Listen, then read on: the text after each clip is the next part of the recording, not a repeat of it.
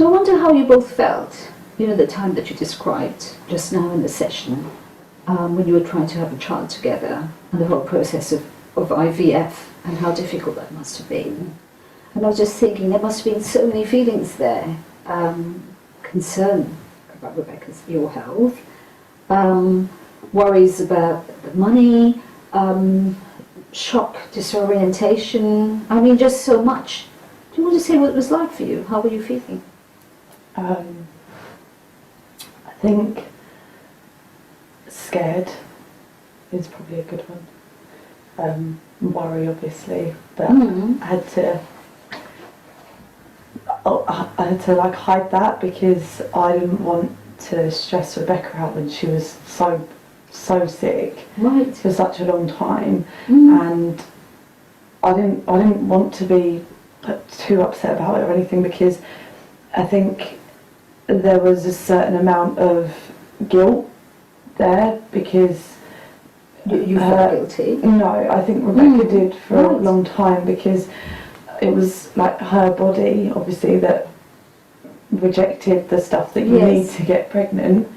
And so, yeah, you had to hide a lot of things at that time. So you're feeling really overwhelmed and not able to talk to each other. Rebecca, what was it like for you? It's just a really awful time. It's just really sad. Really, really sad time. Just, I mean, I think we both cried a lot. I cried a lot. You know, it's just didn't work out. And it's really sad. It's that the choice of it as well. Obviously, when you're in a situation like we are, we made the decision of who was going to get pregnant, and it didn't work. And I'm just really quite surprised when you say that, you know, you didn't have any arguments during that time, and you were just... How do you explain that? Well, we're just both looking out for each other, really, in some way, you know. So it wasn't about us, I mean, it was about looking out for the other person as well. But do you think that... Sorry, Helen, go on. I think we were both trying to talk and look out for each other, but if you think about it now, I don't think we really did. I don't think we ever said what mattered. It was almost trying to... we were communicating, but what about that? Well, imagine you were really trying to protect each other, and you were both feeling so overwhelmed, and, you know, such a sort of range of feelings, really. You know, the guilt, the sadness, the frustration, the upset. And, you know, I wonder whether you can talk about it now to each other, about how you really were feeling at the time, and really sort of hear each other out and listen, because it was such a difficult time for both of you.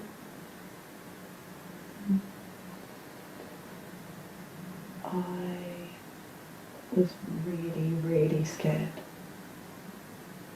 that I was going to lose you. Because when we went into that, I'd never heard of someone having an allergic reaction to something like that before. Like, an allergic reaction to something that's supposed to be so natural was just... It felt typical for us, really, at that point, because the amount of stuff that we go against anyway, I think, is... Right. And did you know that, Rebecca? Did you know just how worried about your health Helen was? Yeah, I felt it. Felt it, but I just felt like I completely failed her again.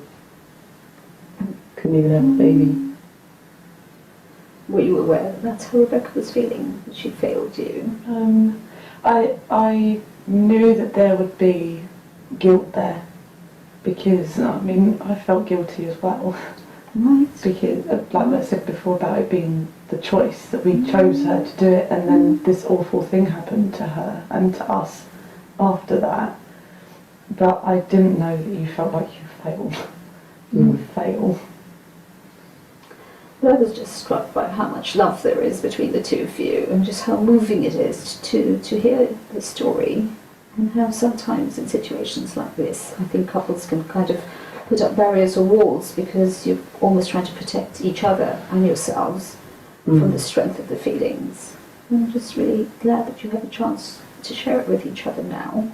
And I think it's a real testimony to the resiliencies of your relationship that you managed to go through this really difficult time. Maybe you need to talk to each other more in this way, just about what it was like for you then.